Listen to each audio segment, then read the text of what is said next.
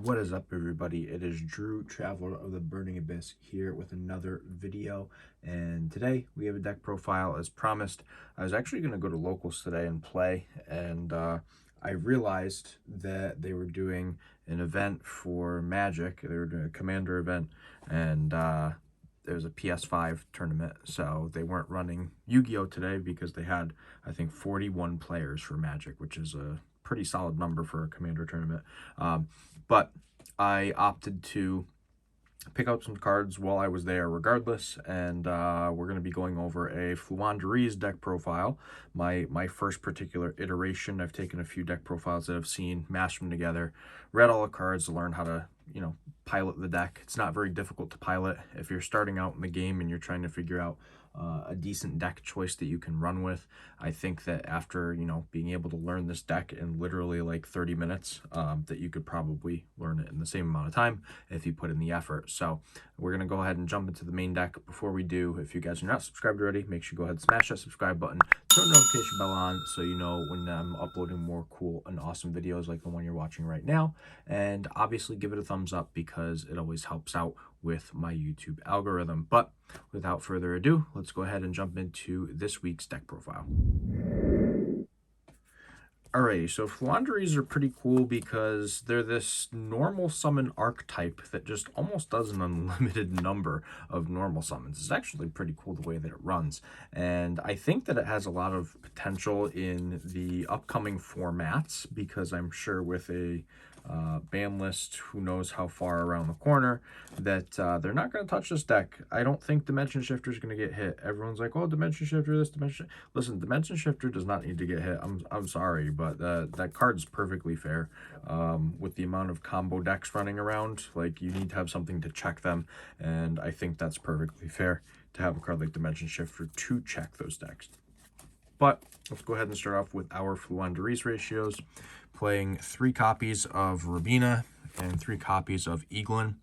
These are the only 3-ofs that we play. It's the only 3-ofs that you need to play for the Floowandereeze cards. Well, the monsters, I should say. They're basically searchers, and you want to get the Rabina so the Rabina can search for the Eaglin and then summon the Eaglin. And when that happens, you're essentially going to be setting up your M-Pen, which is just going to be kind of like your skill drain for your opponent. So they both also have the effect of when they leave the field, they're banished. And if you normal summon a winged beast while they're banished, you add them to your hand. So there's a lot of cool interactions where you can banish like an Eaglin from deck. You normal the Rabina, and you get the Rabina effect as chain 1 and the Eaglin as chain 2 because you normal summoned a winged beast. So this will come back from your banish to your hand. You'll get to still do your search for your level 4 or lower, and you get to summon the Eaglin, which will then trigger his effect to search for M-Pen, and you're kind of off to the races from there. So really strong combo there. Fantastic thing to see and set up on your board. Then our one-ofs, we have the one Stree or Stry. I don't know how everyone pronounces it. I almost want to say Strip because it's like ostrich. And then the one Toucan. This is just basic. I mean, you don't need more than one of each of these. The ostrich comes up a bit more, but the Toucan can come up. It's just that the ostrich, I think, is really good because we're in such a graveyard heavy game right now. So still really good cards regardless. They're additional effects that will resolve and assist you in your game state. Then our tributes, we play double M-Pen. I think 2 is definitely a necessity. 2 is perfect. 1 Ryza and 1 Apex Avian. I think that this is really solid. There are times where you can actually, on your opponent's turn, end up getting a second M-Pen out. So you have 2 M-Pen and sometimes like a Ryza or an Avian.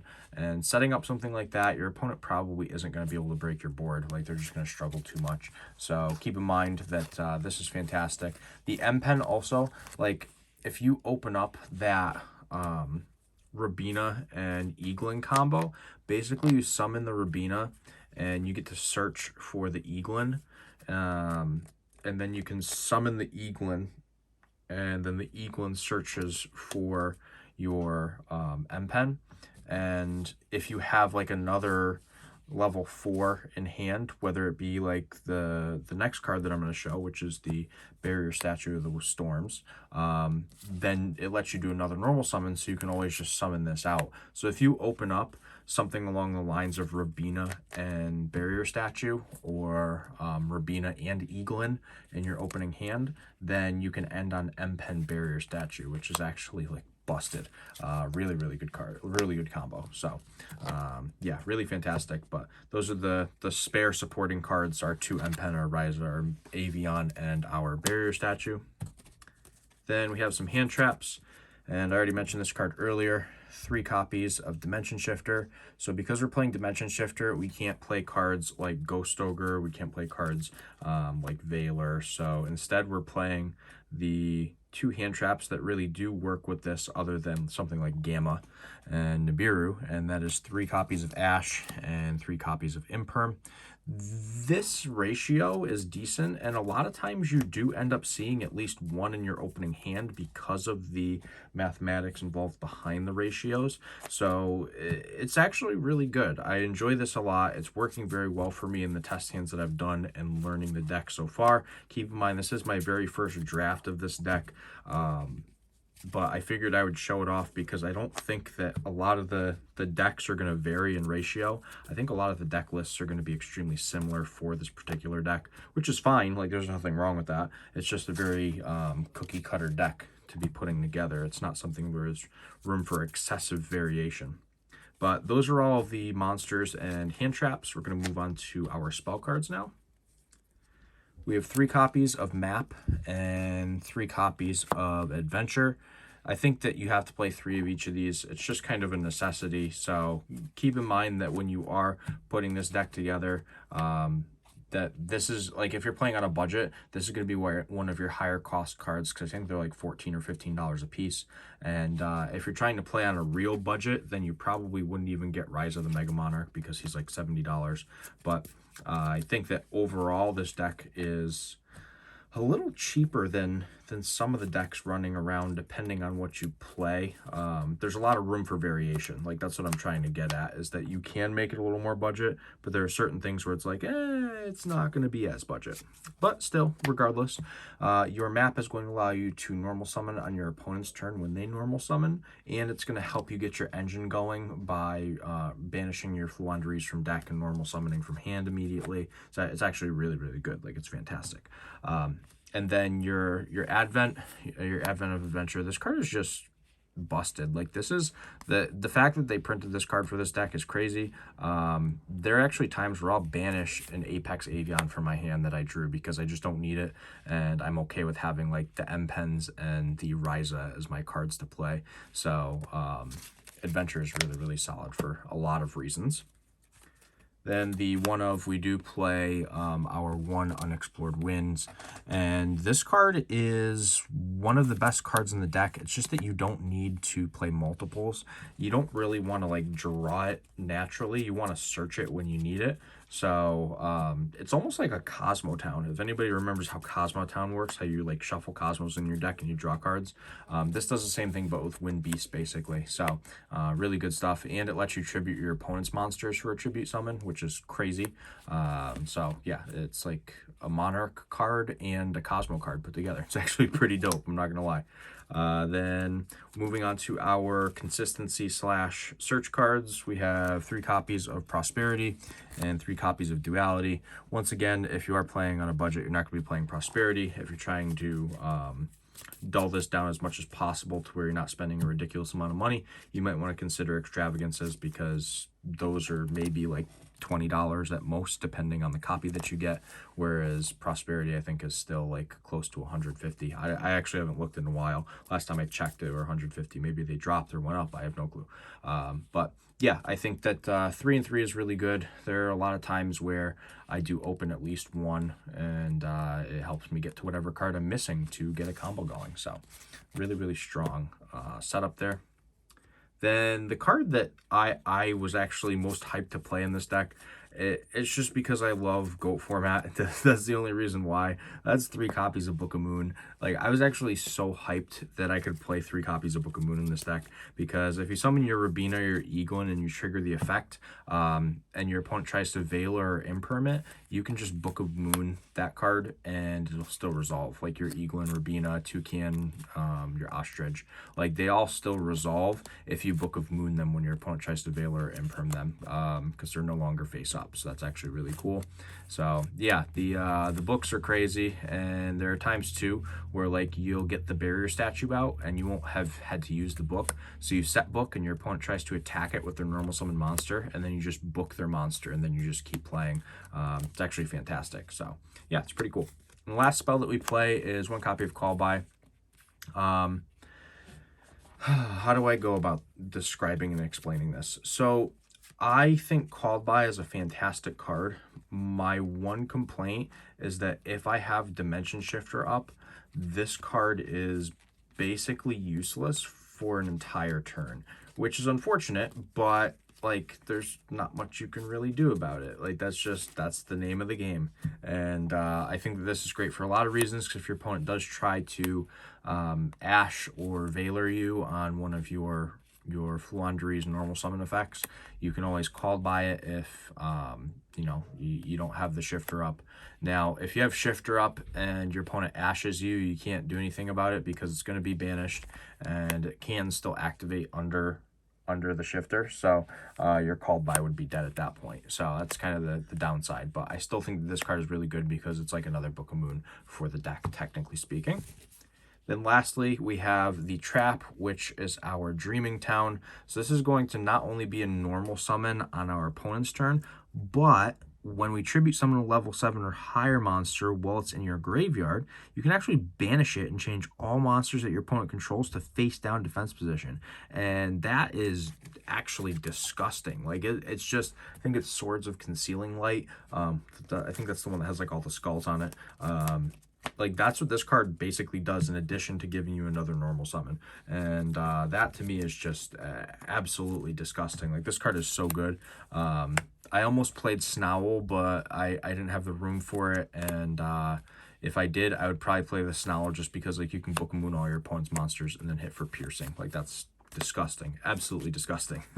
But that is the main deck. We're gonna go ahead and jump on over to the extra deck and take a little peek as to what we are playing, and not usually special summoning because the deck doesn't special summon that much, but let's go ahead and take a look. All right, so it is now extra deck time, and as I said before the transition, that this deck does not special summon a lot. You're not going to be jumping into your extra deck all the time trying to do stuff. A lot of times you're going to be doing things that don't necessarily involve your extra deck, and that's fine. I just figured that you know, it's something that should be noted beforehand, but there are times where you do definitely use your extra deck. So first we're going to start off with our favorite little Birdman over here. He's basically going to allow you to get into your Zeus, and the other card that helps you get into your Zeus is your Assembled Nightingale. Both of these cards are literally just here so you can then stack a Downard on top of them, and after you do so, you will then be able to go into your Zeus. So it's basically a Zeus package amongst 4 cards, which is pretty cool. I think that it's something fully worth playing, because occasionally it will come up. Like I said, it's not all the time, but sometimes it will. Then we play 1 copy of Nova and 1 copy of Mechaba, and alongside that I am playing 1 Entis. This is all for the Invoked Dogmatica matchup. If your opponent makes you send cards in like game 1 because they don't know what you're playing, you send the Nova and the Entis, and then you try and you do the Nova Chainlink 1, and then you do the Entis Chainlink 2 to target their Mechaba, and then you just bait out the Mechaba negation, and then you get a Mechaba of your own because of Nova. So it's actually pretty dope. Doesn't come up excessively, but when you do play that matchup, it can be a lifesaver. Then we have all Link monsters from here on out. So we have 1 Nightmare Phoenix, 1 Area, and 1 Win. So these are all just, you know, generic Link 2s that I think are worth having. Because you do have the water and wind attributes in that of your Floowandereeze monsters.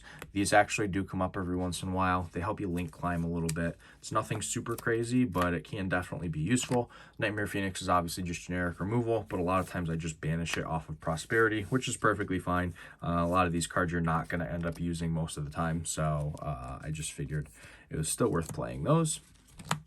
Then this card I think is actually really useful, and that is Doom Eagle. And I think this card should come up more than you would think, especially with DPE being a card. Like, if you can shuffle a DPE back with this, like, that's insane. Absolutely insane. Really good card, and you do play enough wins to definitely be popping off with this card and shuffling your opponent's graveyard back. And if you don't have Dimension Shifter active, this card just becomes that much better. So that's actually pretty dope. Then I play the Ferrigite and the Omen. These don't really come up often, if I'm being honest. Like, I'm sure there are some scenarios where they definitely will, but I haven't come across any yet in my my learning and testing. So still good to have, though. Still really good to have. And then lastly, we have a Boral Sword and our Underworld Goddess. So I think that the Underworld Goddess can be kind of neat alongside something like Area or Win. Like, it definitely kind of helps you bridge that little gap that you need to make it so you can just, you know, use an opponent's monster and then kind of screw them over. And the Boral Sword, obviously, it doesn't come up a lot. Like I said, not much of the extra deck comes up a lot, so I didn't want to go over anything super in-depth or in detail, because I didn't think it was that important, because it's not something that you go into a lot. But regardless, it is still good to have. That is, however, the extra deck. We're going to go ahead and hop on over to the side deck and see what we're tossing in to counter the meta. All right, so it's now time for the side deck, and as you can see on the top, we are playing another hand trap, and that is 3 copies of Nibiru.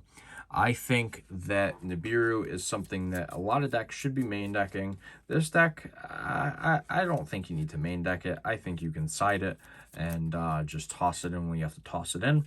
But that's just my opinion. You want to be able to go ahead and destroy, well, I shouldn't say destroy, tribute your opponent's field and clear their board, and that's exactly what Nibiru is there for, to stop your pesky combo decks from doing what they're trying to do. And Nibiru does the job perfectly fine. Then, additionally, for combo decks, we do have 3 copies of Dark Ruler No More. I think that this card is fantastic, super powerful, and it helps kind of just shut those boards off that you don't want to deal with. And I think that's kind of the neat and interesting part.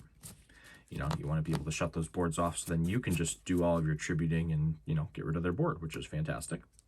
Then backer removal, 2 twin and 1 feather duster for the spells, and then I do play 3 evenly. I think that this is fantastic. Like, this is really, really good. You can just go ahead and clear your opponent's board with this stuff if they're playing back row cards. Like, Twin is really good against Prank Kids, which is fantastic. Obviously, you know, you're not going to do much against something like the Scythe Lock, but it doesn't make a difference because your deck doesn't care about the Scythe Lock. Like, that's the great part about this. Let your opponent Scythe Lock you. It does nothing. Like, literally does nothing. However, if they side a Lancia and they Lancia you, that might hurt a little bit. Just a little. But the evenly is also fantastic against something like Eldritch. You just get rid of their Conquistador, their Sanguines, Golden Lord possibly, and then your opponent just struggles because they don't have the recursion. So, and then the Feather Duster is just good because it's a blowout card. I don't have to really speak more on that. It all makes sense. And then lastly, the last 3 cards that we play are our 3 copies of Solemn Judgment, because when we are going first, I want to have some things that can give me additional defense, and the Solemn Judgments do just that. It's very fantastic, super strong, and puts in a whole lot of work. You know, your opponent's going to be trying to counter your deck with whatever they have, and you just flip a judgment and watch them cry. So pretty neat stuff. But that basically rounds up the entirety of the Floowandereeze deck profile. this is a really fun deck from what I'm finding so far. I might be bringing this to locals sometime in the near future because I'm actually enjoying it a lot, and it's just something where I can take a break from thinking. You know, I play enough DDD to where now I want to take a break from thinking and not give myself a headache, and I think this deck is definitely the thing to do it. Just sit back, relax, and normal summon a few times in a row and lock your opponent down. So really fun deck. If you guys enjoyed the video, obviously give it a thumbs up and subscribe, because it's always helpful, useful, and I am significantly appreciative of that. And, you know, notification bell will definitely let you all know when I upload more videos like what you're watching. But for right now, this is Drew, Traveler of the Burning Abyss, signing out.